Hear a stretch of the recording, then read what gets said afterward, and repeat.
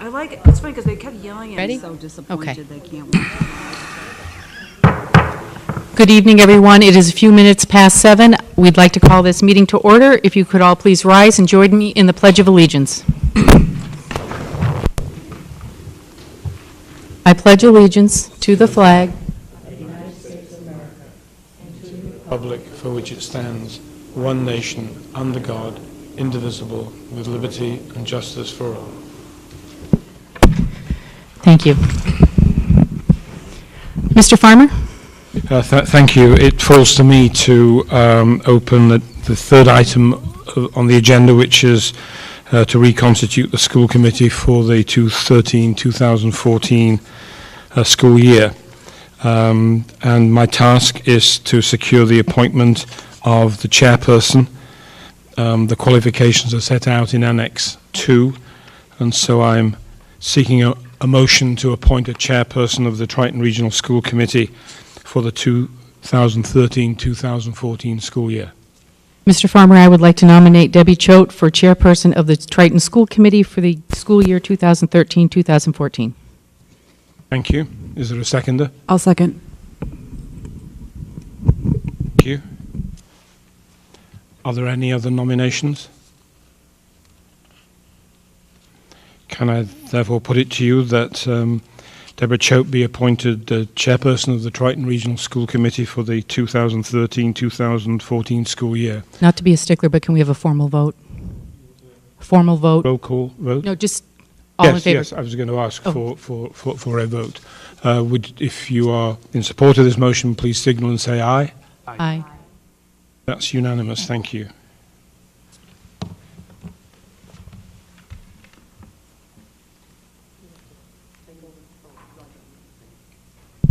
Congratulations. Oh, thank you. Thank you. Good luck. All right, now the next task at hand is to appoint the vice chairperson of the committee. So would anyone like to make a nomination? I'd like to make a nomination that Robin Williams, did I cut you off? Well, Dick was raising his hand, so that's okay. Okay. Second? Seconded. Okay. Are there any other nominations for vice chairperson? All right. So all in favor of Robin Williams as vice chairperson of the school committee, please raise your hand and say aye. Thank you. Next, we have to appoint a secretary for the school committee. Are there any nominations for secretary of the school committee?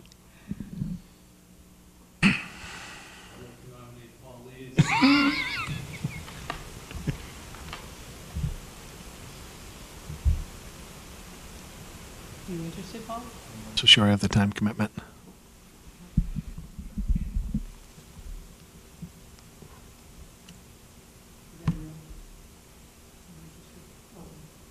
I'd like to nominate. Please notice your phone's battery. I mean, it's everything. Sorry. You know, I'd like to nominate Mary Murphy. Second that. Any other nominations from the floor? I'd like to nominate Dina Sullivan. Second. Okay. All right, we have a nomination and a second for two candidates. Is there anyone else who would like to make a nomination? Are both of you interested in the position? I am.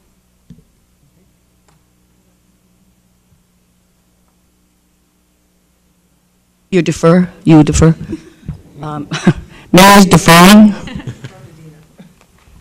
Declining the nomination?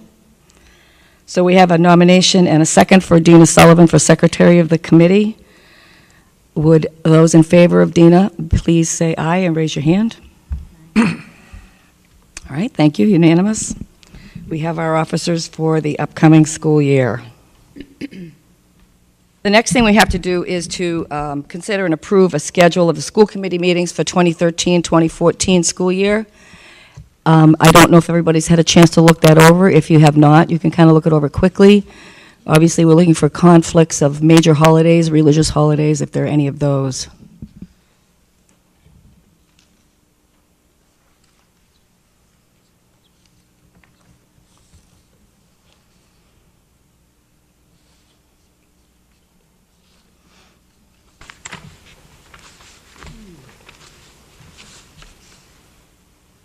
Any questions or comments about the school, the meeting schedule?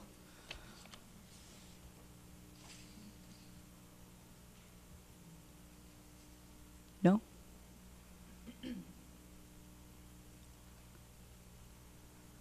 Okay. Do we need to vote a meeting schedule? We need to vote a meeting schedule. All right. We need a motion to approve the school committee meeting schedule for the upcoming school year. I'll make a motion to approve the upcoming school committee schedule for the upcoming school year 2013-14. Second the motion. All those in favor? Unanimous. While we're looking at dates, I'm not sure if this would be a good time to try to check dates for a workshop, for a school committee workshop, as long as we're looking at calendars. What month are we looking at? What month? Yeah. Like the summer one? Yes. Okay. Yes. We typically do that in August. Well, we tried to do it in June in the past, too, so I think... Wait, we don't, we do one in August, don't we? Something? Is that our meeting in August? We have a meeting in August. We had a All right, so the cookout in June, okay. August. But it can be, it doesn't, there's no particular time. I think Right. if we can come up with a date that works for everybody, that's the trickiest thing to do. So I guess I would suggest either June or August and kind of leave July out of the mix, because we don't have a regular meeting in July anyway. That's just my suggestion. In the past, we've done it on Saturday mornings, and last year I believe we had one on a Wednesday night. Deb, can I just mention that in the Finance Subcommittee meeting, we are trying to, we were assuming a meeting would happen a second meeting in June because of the OPEB liability trust, and trying to, there's some issues that we need to finish off before the end of the fiscal year. And so it would be helpful to have an additional meeting in June rather than waiting to August, so that we can clean up the fiscal year in addition to the workshops. It would be little things, but we'd be required to finish them before June 30th. All right, so are you suggesting that we combine the items you're talking about with a workshop? Yes, I think that's what we spoke about in our meeting, didn't we? You have a provisional date of June 26 on your calendar now. Well, if that suits everybody, then that's fine. If we want to plan for a workshop on the June 26th date, Dick won't be here. Yeah, it's a Wednesday. It would be our tentative meeting date anyway. Maybe away also. Well, as I said, that's our tentative meeting date anyway. I don't know if we want to try to come up with another date or not. Robin is saying that we need to have a meeting that night anyway. We're Because of we're some- definitely going Ca- to have the meeting anyhow. Could I just clarify that following discussions with the previous chair, there was a notion of having a meeting on the 26th, and as a result of that, there was a conversation at Finance Subcommittee that if there was that meeting, that would be a meeting to deal with the end-of-year balances and expenditures. If there isn't that meeting, then we could use the procedure that we used last year, where you authorised the superintendent of schools to act on a list that you had approved at school committee in consultation with the chair. So you can do it either way. If we had a workshop scheduled for Wednesday the 19th, does that work? In the 18th? I mean, yes. No, the 19th. It is the 19th. The 19th. Oh, 2014. Only next year. I shall be in England. You'll be in England. Okay. That's, sorry, I can't make that one. That's the sixth grade graduation. Okay.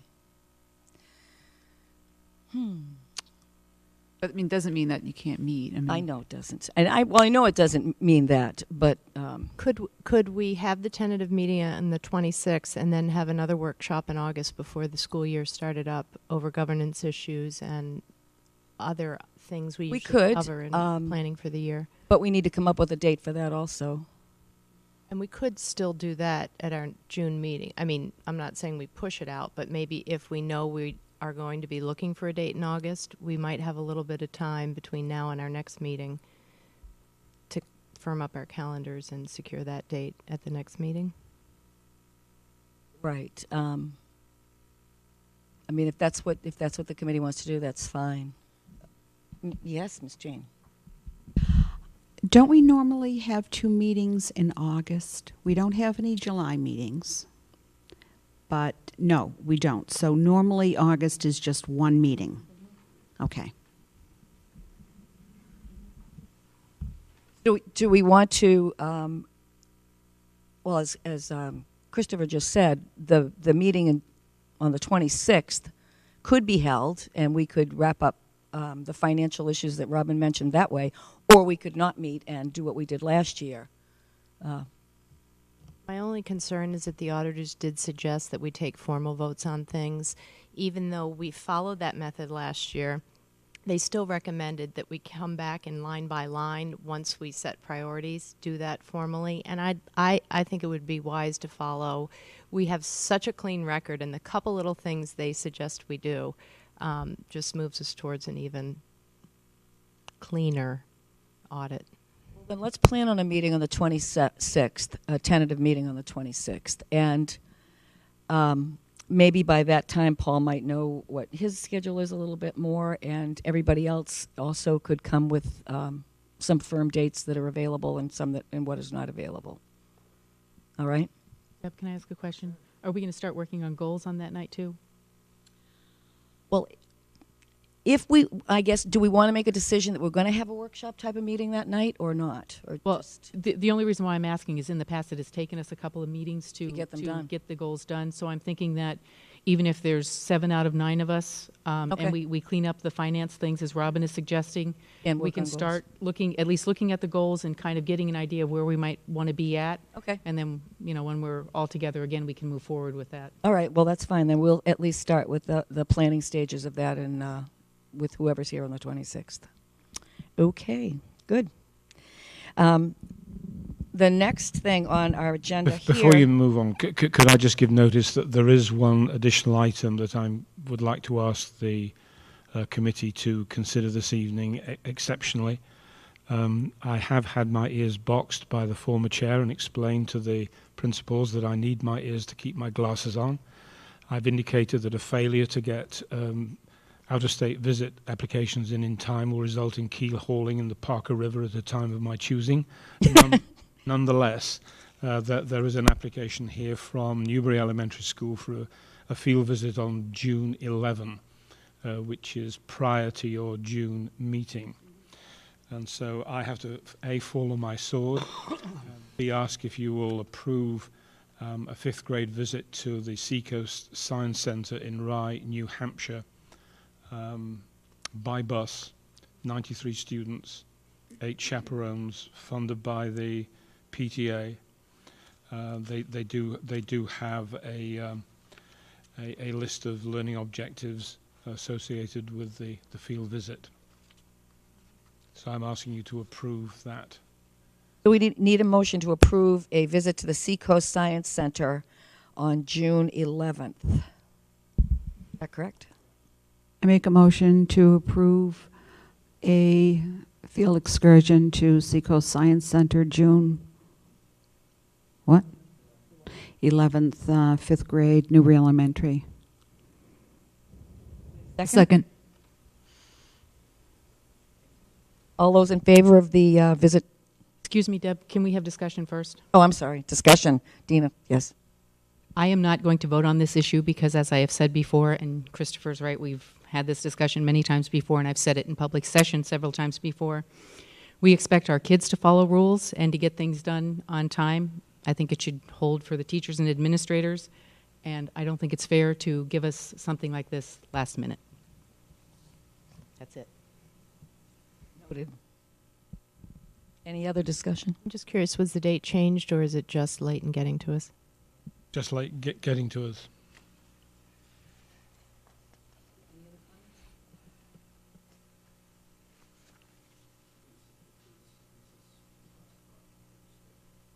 No. All those in favor of the Seacoast Science Center trip? Opposed? Voting with Dina, I'm not sure. I'm abstaining. Okay, 2 abstentions. Hopefully that message will get to the teachers involved. Well, yes, it's a mixture of teacher. These things should be on the calendar a long time ahead, and sometimes the ball is dropped.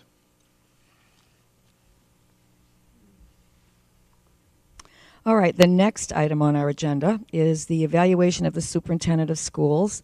And since this was done during Dina's term as chairperson, and since she's the one that compiled all the data, I'm going to ask her to handle this part of our agenda. Thank you, Deb. Patty has made copies of all of these individual evaluation forms as well as the composite form that I drew up. I want to explain how I did the composite. As I stated in the comments, I went through all of these individual evaluation forms, and I tried to look for common threads for all of the goals and standards, and tried to, everybody's represented in the comments, the general comments that I made in the composite. In doing the rating, it was more difficult because in the past we've been able to use numbers, and that's very clear and defined. And instead of trying to assign a number, I just dropped the highest and lowest ratings and got the average that way. And I think even if I did it with numbers, it would have come out the same way anyway. So that was my methodology. I think everybody has had a chance to look over the composite, and I think we need to discuss the superintendent's rating. Overall, he got a proficient rating, which is a good rating. As we stated before, this is the first year of this evaluation form, similar to the educator evaluation forms, and it was new for all of us. And I know personally for me, as I tried to fill out this evaluation form, I struggled. At first I overthought it and tried to get too detailed, which a few other people did too, like the superintendent had pointed out to me. He did only have 2 goals, yet I teased out the third, which should have been part of the second one, but I wasn't alone in that. Several other people did as well. So I think that this is a learning opportunity for all of us. I think we need to look at how we evaluate the superintendent. One thing that I think that needs to be done, just from a compiling standpoint, and Deb will find this out next year, is if your comments could be either typed or written in ink. As you can see, some of the evaluations that were written in pencil and tried to be copied are very difficult to read. It just makes it easier when you're looking at these. I didn't want to misrepresent anybody, so I looked at these so many times. But if we could all typewrite our responses, that would be great. I think it's important that even though a proficient rating did not require any explanation or support of your reasoning, I think there were several of us who did that, and I think that's important. I think this evaluation tool is an opportunity to help us inform the superintendent on not only what we think needs to be improved, but what he's doing right, or what we think he's on the right path to doing right. And I think that we should all be pleased, as should the superintendent, that he did get proficient. There were several areas in the indicators, as you can tell when you looked through all of ours individually, that he got an exemplary rating. And it's unfortunate that that doesn't necessarily rise to the surface in this composite form. That's why I think the discussion that we have tonight is going to be vital, so that the public understands that he is doing a wonderful job for the students of this district. Thank you, Deb. Does anyone have any comments that you would like to make about the evaluation, the results of it, or questions? I just have a question. So when we revise this for next year, when in the timetable is that? Like, when do we go about doing that? Because I found this very frustrating. Like, I think I started with you. I pulled all this stuff out.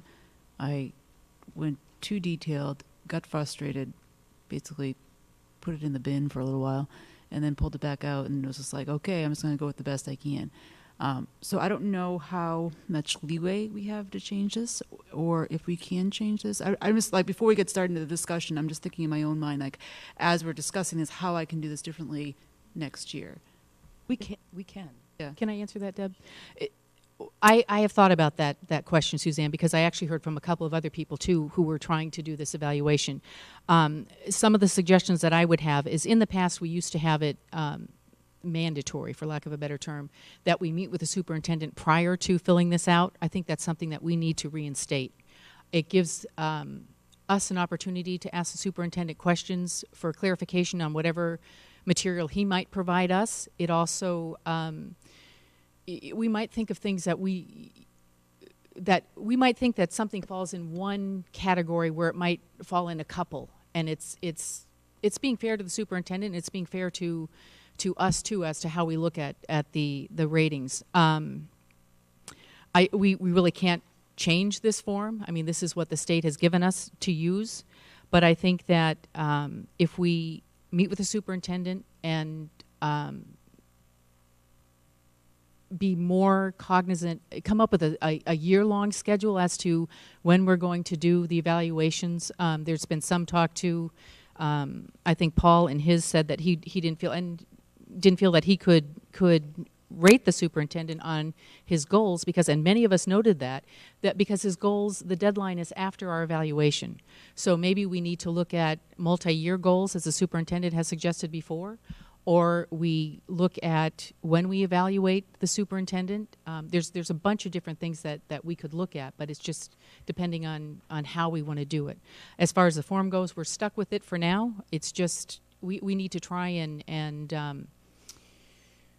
do a better job, I think, of gathering the information, although I think plenty of us did due diligence with that, interviewed, administrators or principals or others in the district, collected our own information or whatever. But I think that those are some of the things that we could look to do to make this evaluation a little easier for us to do and a little bit more clear for the superintendent for guidance. I thought that it would, in hindsight, that it would have been helpful if we'd actually taken a look at this as a group before we did it. And I think that might be another thing that we could do to kind of make sure we all understand what we're doing and on the same page. Because I think a lot of people did what Dina said, looked at it, and it was like, oh my goodness, it seemed overwhelming. And then you got into it and not so much. But I think a discussion, kind of an orientation to the form might be helpful. I guess my question was, when would that just take place? Like, when do we, is that like a goal, would that be like a goal workshop thing? Like, okay, we knew that this was a problem this year, and in the goal setting workshop, that maybe to kind of clean up this whole process? Yes. Okay. Mm-hmm. Yes, Dick?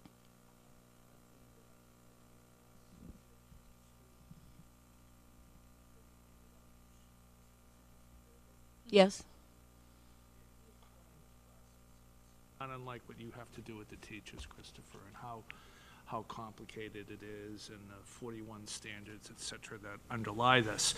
And during that conference, he had related to everybody involved that were first-time school committee members that proficient is a very good rating. To be exemplary, he definitely said that you have to be very careful with rating anybody exemplary, because that kind of leads the school committee and the people and the students in the community to feel that the gentleman should be in a think tank writing how to do things as a superintendent of schools. And I want to make it clear that the way we were oriented in that conference was proficient was a very good rating.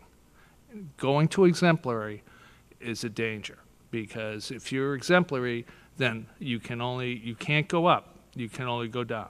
And to be fair, I think that the proficient rating, and I think Christopher should look at it just as that, as a very good rating from the school committee.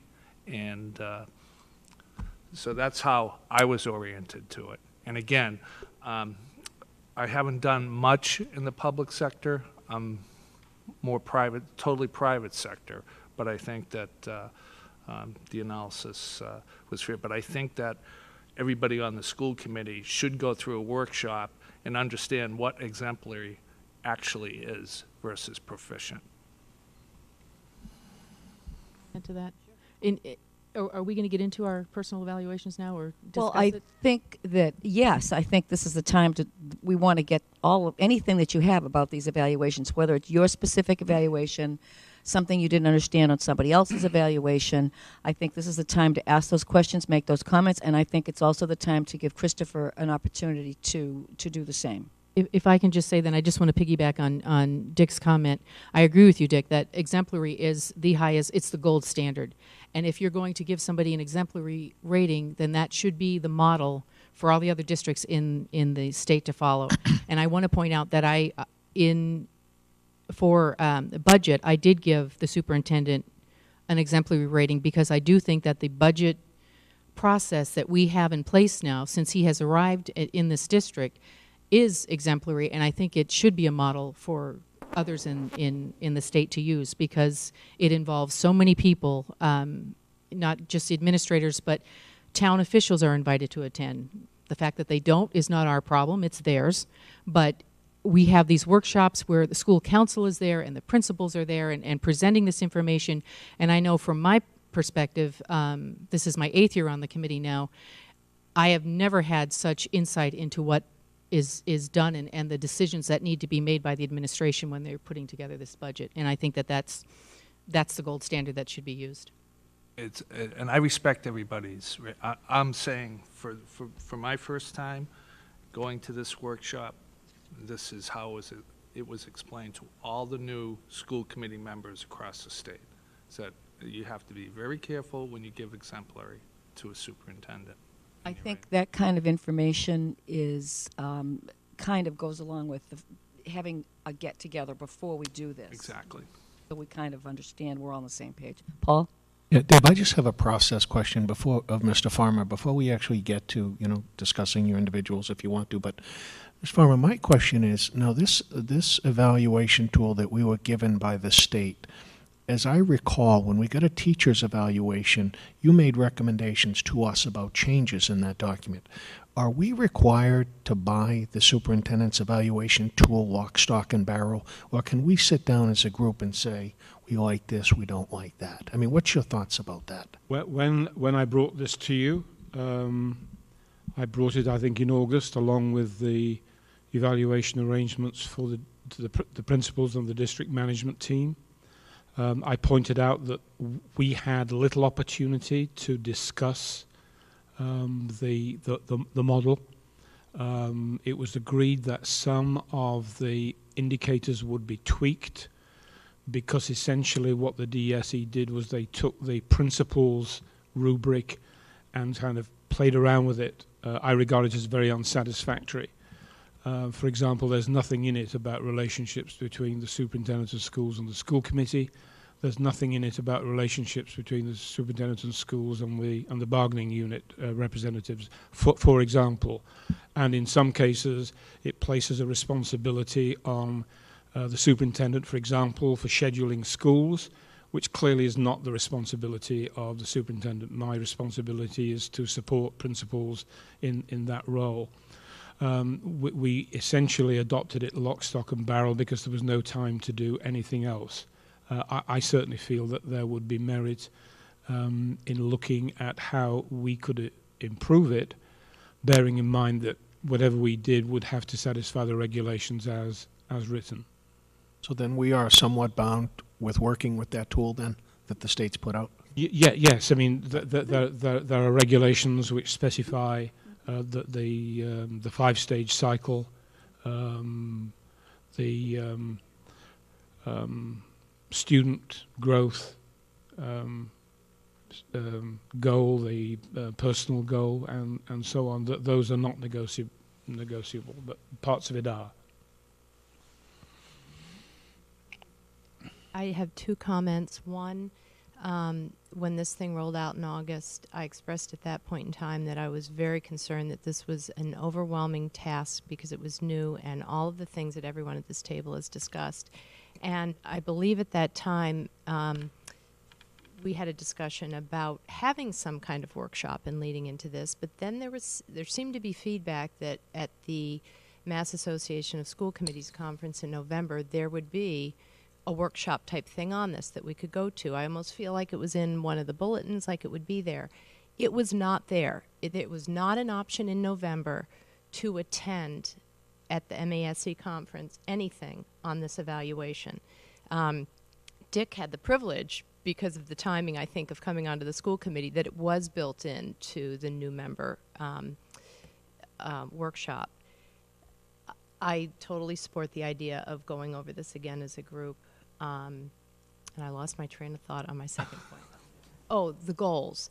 That if we can't tweak this thing, then it's going to be vitally important for our goals and the superintendent's goals to fill the gap where this evaluation doesn't reflect what we value at Triton, or doesn't acknowledge things that are important in the superintendent's role or our relationship with him. So while we may be stuck with it, I think we need to do our best to get around it so that we're fair in his evaluation and we're setting, good goals for ourselves, all with student achievement, and that being the primary outcome.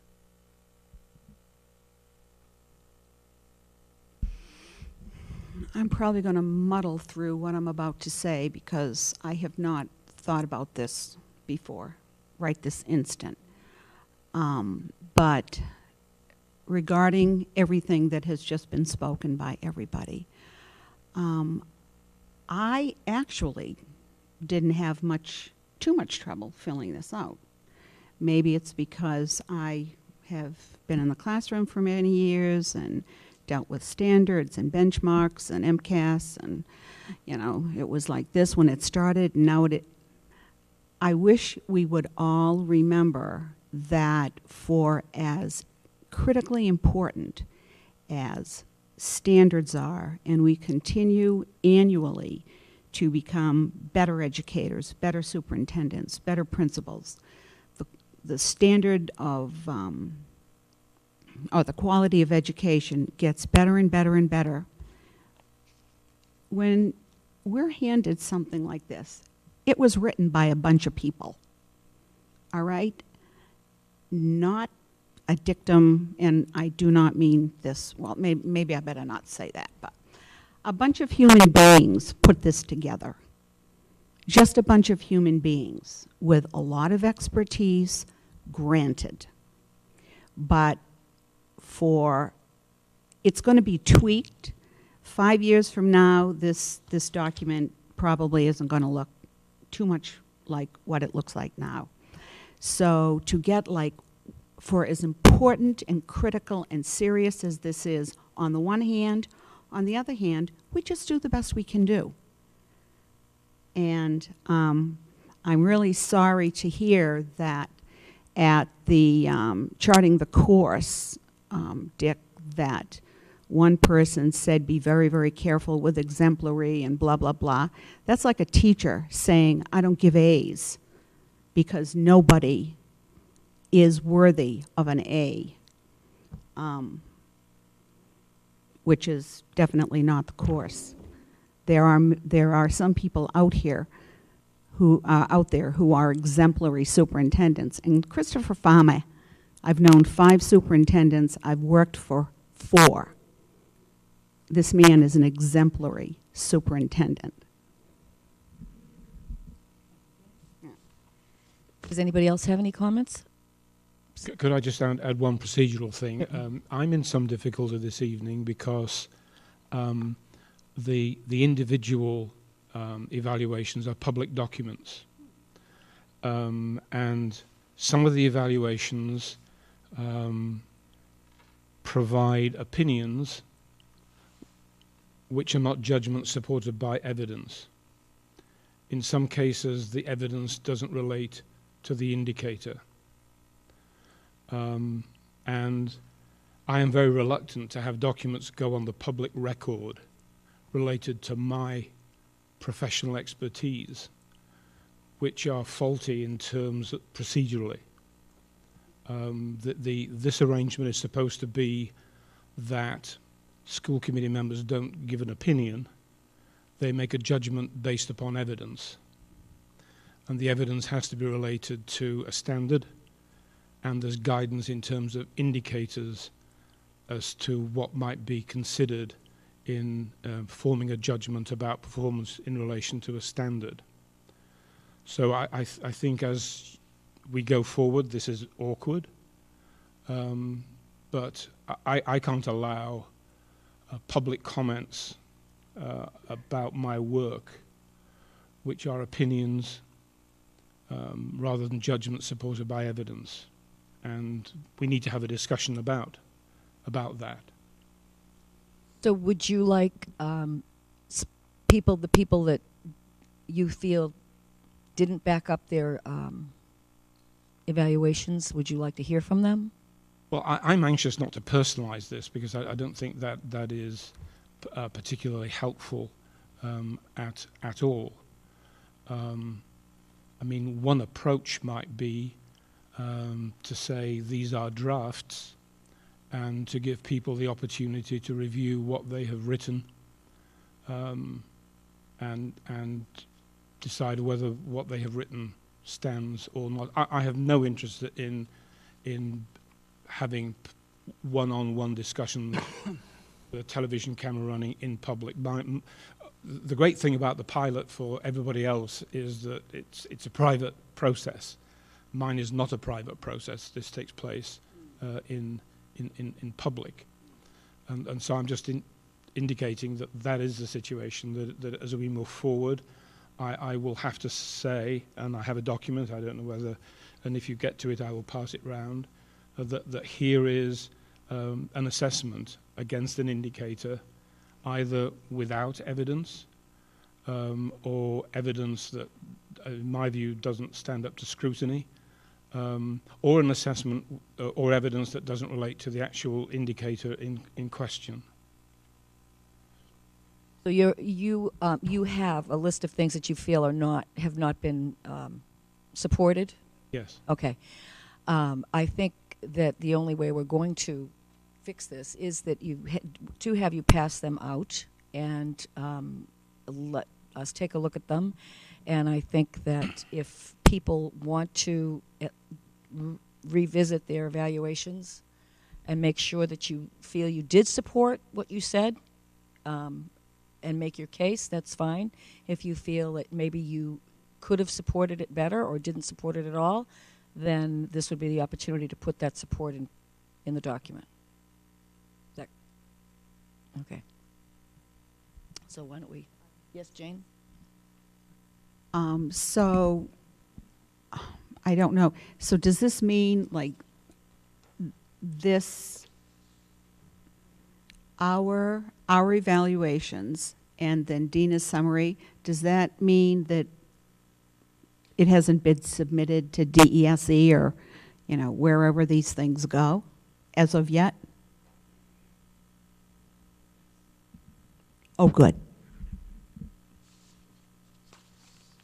Is that how does No, anybody? I think that's fair because I think this is, as Christopher said, this is a pilot. Well, it should have been a pilot, really. And I think there are going to be mistakes, or not mistakes, but just clarifications that need to be addressed. And I think it's only fair to Christopher and to us to say, oh, I guess I did make a mistake. That's something that's more of opinion versus, I think we should absolutely do this right now. Anybody else? Yuri? Yeah, I'd like the opportunity to go back over it too, because I found the whole evaluation overwhelming. Your own, you mean? Yes. And, I think I could have done a better job. Jane?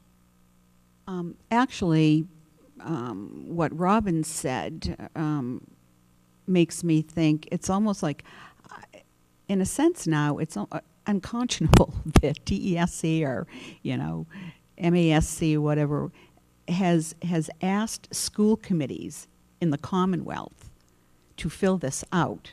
I mean, as if school committee members, unless they had years and years of experience, very conscientiously working as school committee people. When I first read this document, I almost thought it was absurd to ask regular old school committee people to fill this document out. I just thought it was absurd. I think we should even have a workshop. If we're going to do what we're going to do, we're not going to do it now, tonight, are we? I mean, are we going to? No, I don't. Like believe Christopher's so. going to pass out whatever he's going to pass out. I really think the state owes it to school committee members to give them professional development. I mean, our educators had how many hours to prepare them for the new teacher evals. I think school committee members would benefit too. Ina wants to talk, I can tell. Not to play devil's advocate, but MASC or DESE will tell you that they did offer us that guidance. They gave us, and when we sent out this evaluation, I did send out the link to how that DESE gave us as to how to fill this out. I also know that one of the divisions, now I will say it was late in the year, probably February or March, held a meeting on how to fill out the superintendent's evaluation form.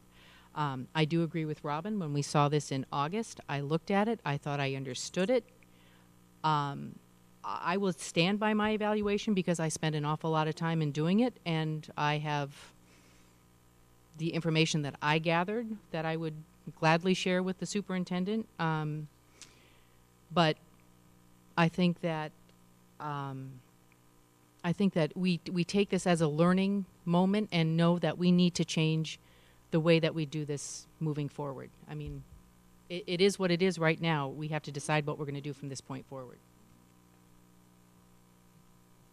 What if we received Mr. Farmer's document, we had a 5 or 10 minute recess to read over it, and then we came back and we began moving through Dina's compiled document. Just so the audience knows what the general ratings were under each of those indicators and the comments that she put out. That's not an overwhelming document. And then agree upon a process where we either chime in and add comments or not. I don't know what people think of that process. I think that's part of it, but I also think that Christopher asked that those people that he feels did not support their evaluation relook at that. And I don't know that that can happen on the spot. I think it's still fair to take a look at those comments and then move forward. I mean, they might not be able to address them tonight, but I Right. still think it's... So I guess what we should do is have Christopher pass out what he has so we can take a look at it.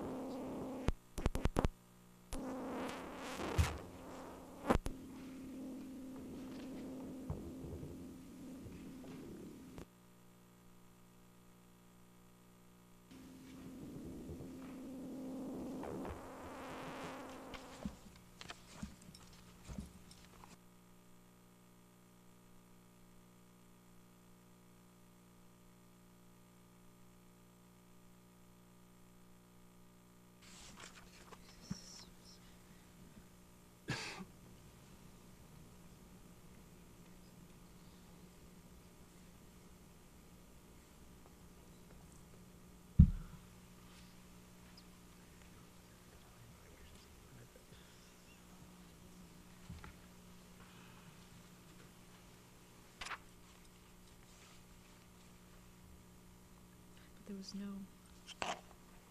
no way to comment. These are comments, right? Aren't these comments?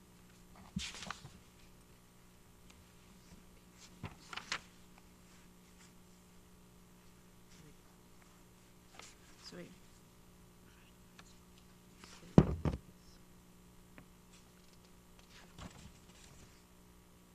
so confused. These are comments.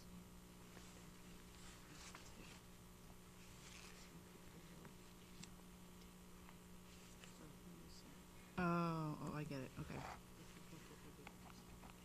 Ah, thank you.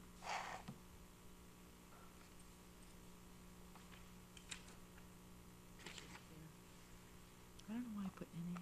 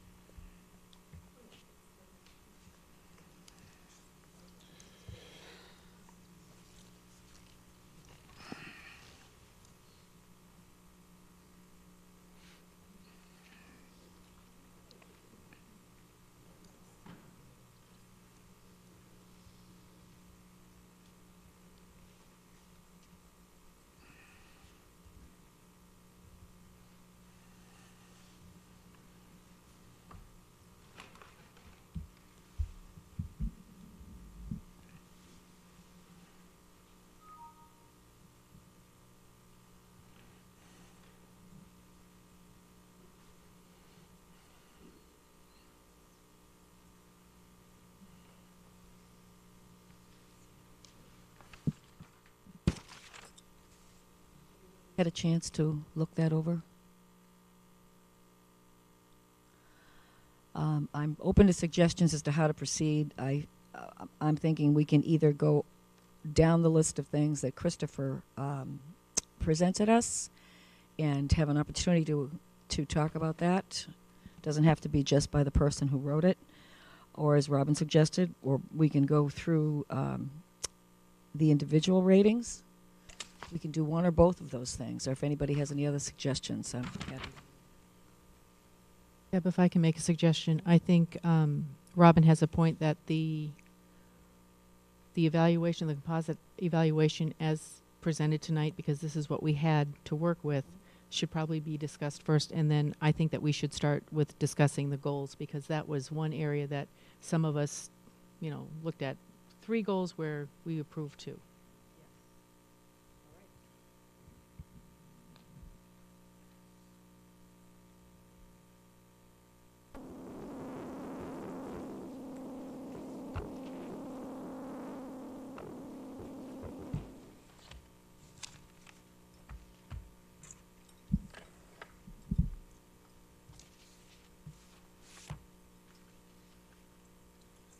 Everybody have the top page, yellow?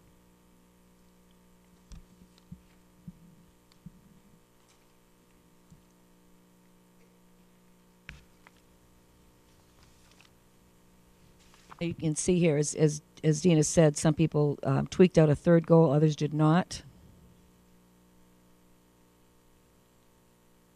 and that was confusing. I don't know how much discussion anybody wants to have about any of these things in specific. Paul, you didn't do goals 1 or 2? Nothing? Just, Nothing to add. okay.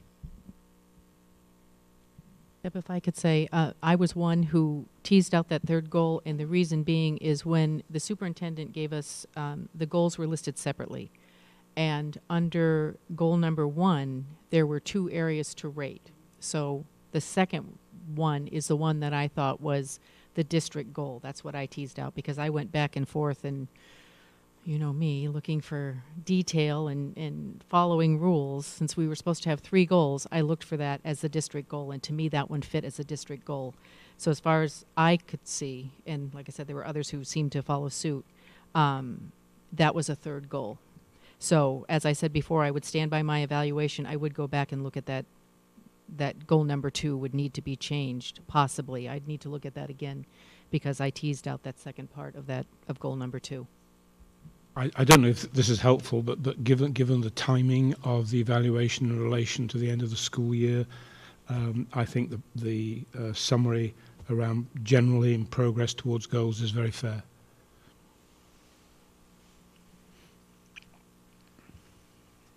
Just wondering if it would be helpful for the audience, because they don't even have the goals in front of them, to just give a general outline as to what they were and the progress that's been made and what have been the reasons for not fully meeting the goal, because I think the reasons for not fully meeting the goals are really good ones, because really good things have happened to not adhere to a goal, but at the risk of alienating teachers. It's all about the teacher evaluation and rolling that out in a with fidelity in a way that people feel good about. And there have been changes to timelines about that so that we do it right. And that's what's important, is that we do it right, as opposed to getting it done by May 31st. So for me, that's important for the public to know, that those reasons for not meeting the goals are because it's not about just the goal of a deadline. It's about doing it properly. But I think it should be noted, Robin, that the aggregate rating for both of those goals was significant progress. Right. So it wasn't that It wasn't the goal bad. hasn't been met. It's, we are working towards that. And you're right, the deadline for those goals is May 31st, and we were doing this in April. Right, that's why Christopher just said that he felt that was an appropriate. Yes, Jane? The way I looked at that situation was the way, as an educator, I looked at administering mathematics MCAS the middle of May, when there was still at least 6 weeks left in the school year of math curriculum. So it, the fact that Mr. Farmer's goals were June, deadline, whatever, June, whatever, I didn't even pay attention to that, because as far as I was concerned, Mr. Farmer had made huge, significant progress. So I just thought it was kind of goofy. I just have a question, and I'm just thinking about this. But obviously there's a flaw here that we've kind of encountered. Is there a way that instead of just having this public meeting, put out a document kind of saying, significant progress was made, because we can't say met because of this timeline issue? Just to have it formally written down that Mr. Farmer is making significant progress and has not met this according to whatever, because of this timeline issue. I mean, that seems fair to say, that we're saying significant progress, but to clarify it in a way that's written down. His goal was by a certain date. We couldn't give a full assessment because we hadn't reached that date yet. I don't know if that's something that we want to just put out there, written out, so people, when not looking at this meeting or listening to this meeting, would know when they see this document. I think in the past, there have been press releases done regarding the evaluation, but I don't think that it's the significant progress that Christopher's concerned with. I think it's some of these other things that the assessment doesn't match up with the goal. Or it's not, that's the kind of thing that Christopher wants addressed. And I think that's the dilemma we're in now, is how are we going to address that? If people want to look at this and rethink what they wrote, that's fine. If they don't want to, that's their decision also. If I can, Deb, Suzanne, I do want to note that in the composite under Goal 1, it says the majority noted the timeline for completing educator evaluations was after the superintendent's evaluation was to be completed. So it is in there. But I agree with you. It should be known that we had difficulty with that. And I think that speaks to the progress that he has made, that we have given him aggregate ratings of significant progress, even though he had, a month left to achieve that goal. As I look at Christopher's notes and I look at Goal 3, district improvement, I gave him a did not meet. And after looking at that, I think that probably was not a fair assessment because that's a future future evaluation, I believe. So I think that yeah, I would like to take another look at that from my own personal, Okay. based on the whole process. Can I So- just clarify, there isn't a third goal? There are only 2 goals? Right, right, and that was one of the things that I was trying to uncover. And on my sheet, I really didn't put any on my evaluation sheet, the professional practice, the goals. I couldn't really uncover those personally myself. So I kind of, as far as that, the district improvement, those were what I would like to have seen as goals. So Linda? I think that's a flawed So assessment. you'd like to, Yeah, take a look at that? I'll review that. okay, Linda? I was doing this form. I mean, I understand that the goal number 3 isn't a goal. However, it was on this sheet, and I felt that we had to answer it in some form. And I felt with mine being significant progress because the district and the school improvements are finally aligned with each other, which I thought was a significant progress towards the district improvement.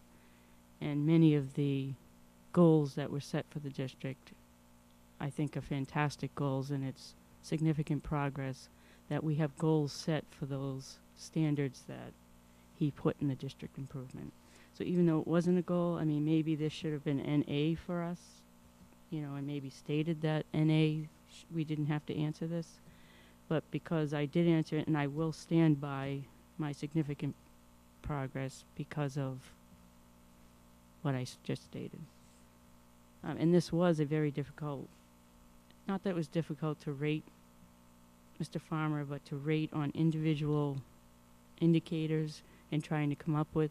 I only wrote about, because I've read the form and I'm pretty much to a form, that you only had to put down what was for exemplary, which I did put exemplary, being on the policy committee, beefing up some of the policies that he's done, and making sure that the policies we have align with state, federal regulations.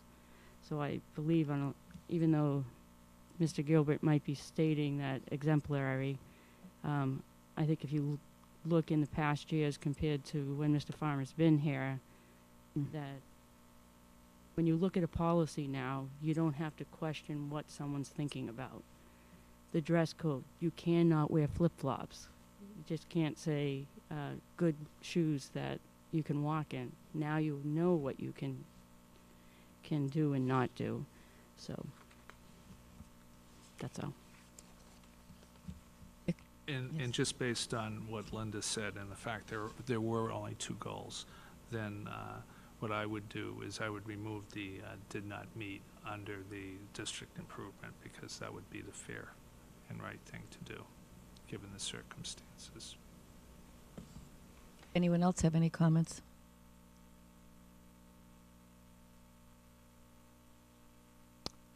no questions, no more comments. So if you would like to, again, revisit some of the things that you wrote, then please do that, and I would hope that we could get this back to Dina very soon. I have copies, so, but I would like to just follow up on that. As far as district improvement goals go, how are we going to establish that? We need to establish that for our next evaluation, and have you given thought to that, Christopher, in regards to what those goals would be? Well, you have a district development plan. Uh-huh. Targets, in some cases, multi-year targets. The reason that there are only 2 goals is that the 2 goals, or in one goal has a part B to it, are all actually related to the district development plan.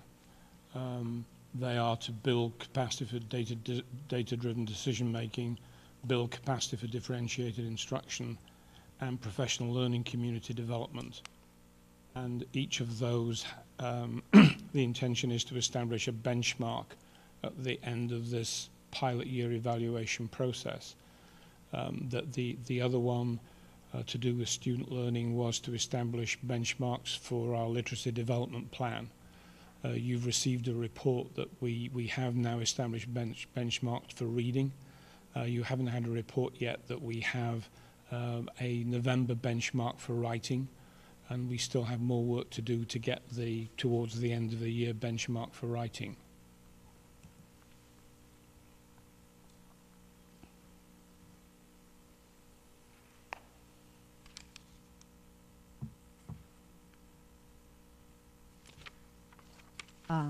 If possible, if this could be done very soon, because Dean is going to be on vacation, and I don't think she wants to be doing this while she's on vacation. So if anyone who is going to make any kind of changes could do that ASAP, I mean, perhaps even within the next couple of days, that would be, yes, Suzanne? Can I just ask Christopher a question? All right. So I guess, I mean, the ones, I don't think any of mine are on here, but just playing devil's advocate on the other side. For instance, on mine, under my comments, I stated, Mr. Farmer has demonstrated excellence in this area via sharing evidence of communication between district families and himself and staff. Now, is that the support that you're looking for? Or, I mean, I don't know if I personally supported everything by writing it down. I just said that, like, my evidence was like emails or communication or your my interactions with you. Is that sufficient? I'm just saying, like, looking back on my own, I'm not looking at anyone else's, but is that something that is supportive, and do you feel that is good enough? Or do you want, like, as this document, because that's what I originally started doing when I was telling Adina. I'm like, I was pulling things out, and I'm like, this got too crazy for me. But I don't have needs improvement in any of mine. So just to play devil's advocate on the other end, for exemplary or proficient, like as shown at public meetings or in emails, is that what you're looking for? Yes, that's right. Okay. You know, and they can be bullets, emails. I mean, I can pull them out, but I just don't know if you want the exemplary part too, as opposed to the needs improvement. I don't know if I can. I don't know if I put that evidence in this document for you, and you feel confident with that. My only concerns are where we have a public document that says needs improvement, and there's an opinion without evidence to support it. But are there opinions, again, I'm just playing devil's advocate, are there opinions in the exemplary end as well that don't have evidence? There tends to be a general lack of evidence, and I've said that in my note here. That ideally the claim is that here's a couple of examples of evidence that support the claim. From my professional reputation, I'm at the moment focusing on where I've got needs improvement. Okay. opinion without evidence. I'm just using Dina's example because you said for the budget process. So for the exemplary end, you would say, I think I would give him an E because the budget process has been improved, blah, blah, Which blah. I will share with the assistant superintendent. Right. No, I'm trying to say, I'm just trying to make sure Right. that Well, both ends of the spectrum you have are... a document. Huh? You have a document. You have a budget document. Right. You have a process which is documented. You've got evidence you can draw attention to. So you're just looking, say, for, like, when you look at this document, say, okay, she's looking at this type of evidence, not necessarily pinpointing this exact piece of evidence, but she can base that on Right. something. Okay, all right. I'm just thinking for the And future, some of the how evidence I is go about doing this. evidence that I've provided to you. I provided you with a lot of information at the mid-cycle that I wasn't required to, in kind of anticipation of the summative. I have a responsibility to provide you with evidence, and you also have a responsibility to. I send you some emails that families send to me saying they're pleased, and why do I send them to you? Because it's evidence of Right. positive interaction with families and community. I'm just more concerned if like me in my own document that I'm giving you the evidence that supports the other end of the Right. spectrum. I mean, you really need to be able to turn to somebody else and say, I came to this judgment because, and here is what led me to that conclusion. Right, and I'm just asking you that if you feel that is presented in all spectrums of needs improvement, proficient, and exemplary, and if there's anything that is a red flag in your mind of the other end, like I could say, oh, he's a great superintendent, ta-da. And I would say, what's the evidence for that? right, and Yeah. so that's what I'm saying. Like I just don't know if that you just clarified. You said you focused on the needs improvement. Well, because this is a public document. Right. And if people are saying I'm proficient, then that's fine. I'm not looking after exemplaries. Nobody is exemplary on everything, and I'm certainly not. Well, thank you, Jane. But that we all have areas of our work where we need to kind of keep working on, either because it's not something that we have a lot of time for, because other things take the time, or we're not very good at, or we're not very interested in terms of the priority use of time. No, I guess I'm stating this wrong. I'm just saying that if I give you an E on something that you feel, like if it was me, I'd be like, okay, that's... I'd like you to give some evidence. Right, okay. It's a stroke, but then But do you why? want further evidence, even though if it's not on this document, if it's not here, do you still need, if I feel like I didn't give you enough evidence on my if it's not here, do you want it? I think it's nice to have. I mean, I've made a distinction between many assessments without evidence, and I'm concerned about needs improvement. Thank you. I get it now. Okay. Yeah. Yes. It might be worthwhile that, I don't know if everybody has this, it's a guide to doing your evaluation. That was sent to everybody with this form. All right, well, on page 9 of it, it's step 3, implementing the evaluation and collect the evidence upon which to base the evaluation. Obviously, Christopher gives his evidence in regards to his performance. And then it goes on to say, for example, school committee members will gather their own evidence and provide feedback to the superintendent based upon various items, including but not limited to, and there's about a dozen or so more of those things. And that's many of the comments that I provided were based on a collection of evidence from people that have said things to me regarding that. So it may not be in the form of public emails or whatever, but it's in the form of feedback that I have got. So I don't know, I don't know what else to say. Well, I would encourage you to determine whether or not the assessment is relevant to the indicator. Okay. All right. That's a fair point. In general, some of the assessment appears to be setting goals for the future rather than making an assessment against the goals that the committee and I agreed. Okay, but I just want to make sure that you understand, and all the school committee members understand, that this was not a document that I made up in my mind. The feedback that I put down on paper were the feedback that I received, and it was based on a collection of evidence. Robin? I'd kind of to follow up on that. I feel like we're in the position as school committee members, and with the exception of one of us, we are not professional educators, and we're being charged with the task of evaluating the top professional educator in our district. And for me, all of Standard 1 required going to principals and other administrators. There was no way I could possibly judge Christopher in these indicators and standards because I don't interact with him on a daily basis in that way.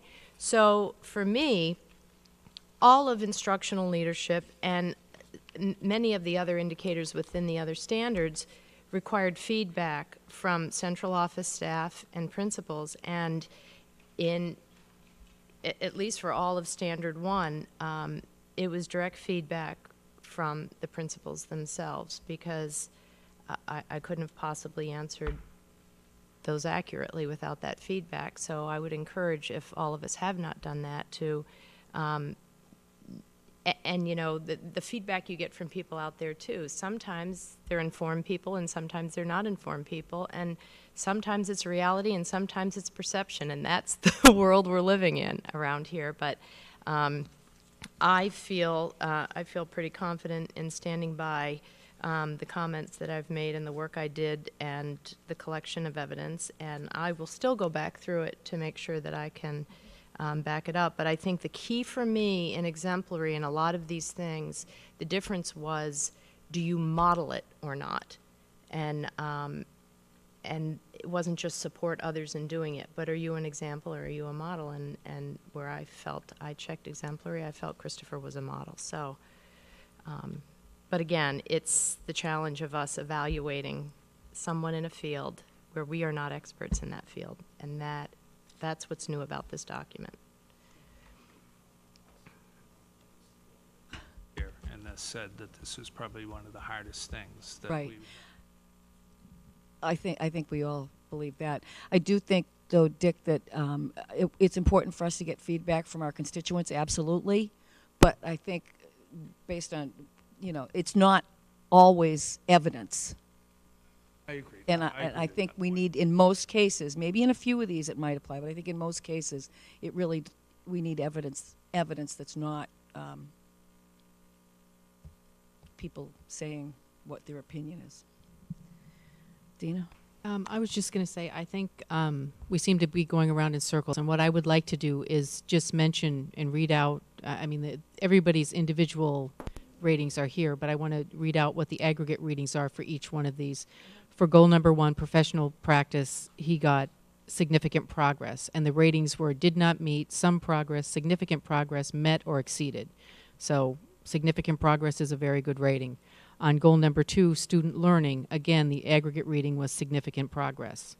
We're going to disregard district improvement because, as the superintendent has said, there was not a district improvement goal, even though several of us teased that second one, or that second part out of goal 2 as a district goal. Standard 1, instructional leadership, he was proficient for the aggregate reading. Standard 2, management and operations, exemplary. Standard 3, family and community engagement, proficient. And Standard 4, professional culture, proficient. Again, with the overall rating being proficient.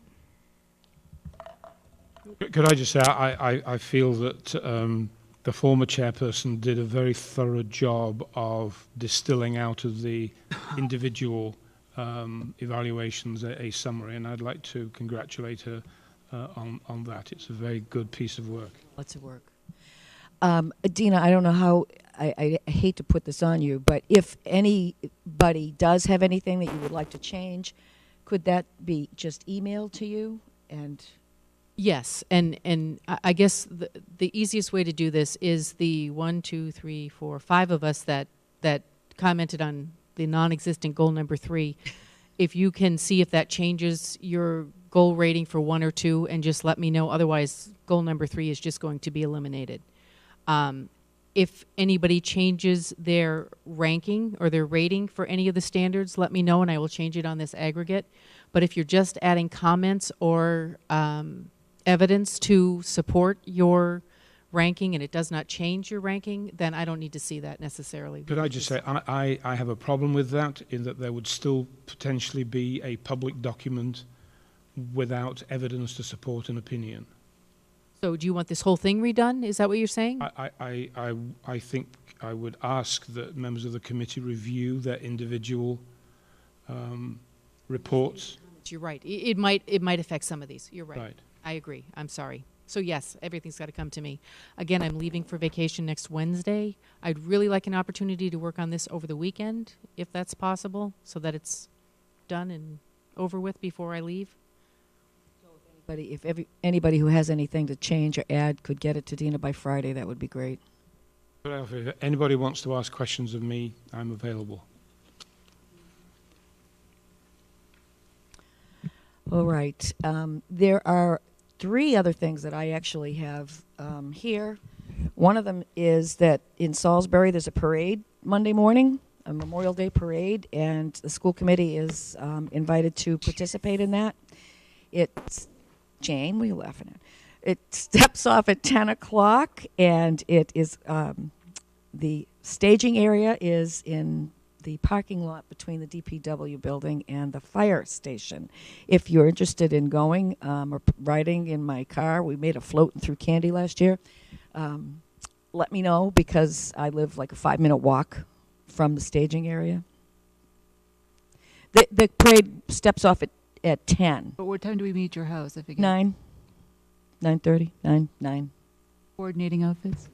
Coordinating outfits, yes. School colors. Shades of blue and white. That was blue and light blue. Sorry, I will be wearing a baseball uniform. Okay, I know. Anyway, if you're interested in participating, we had fun last year doing it, so let me know. The other thing, these two are kind of connected. We need to have a meeting of the OPEB group to get that underway. And in connection with that, we typically reorganize the subcommittees at this point. And because there are subcommittee chairs who would be on the OPEB board, so to speak, I'd like to get that done as soon as possible. So if you would let me know what subcommittees you would like to be on, again, ASAP, just shoot me an email. If you want to stay on the same one, if you want to change, whatever. But let me know what subcommittees you'd like to participate in for the upcoming year. Yes. I know I mentioned this at the last meeting. I just want to make everybody aware again that tomorrow night is the Trends in Special Education hosted by Division 1. It will be at Chelmsford Public Schools. I am going. If anybody's interested in going, please go online, register, and I'm more than willing to carpool. Does anyone have any other things he or she would like to speak about? Our next meeting is scheduled for Wednesday, June 12th at 7 o'clock. Could we have a motion to adjourn? Make a motion to adjourn. I'll second it. All those in favor? Good night. You sure?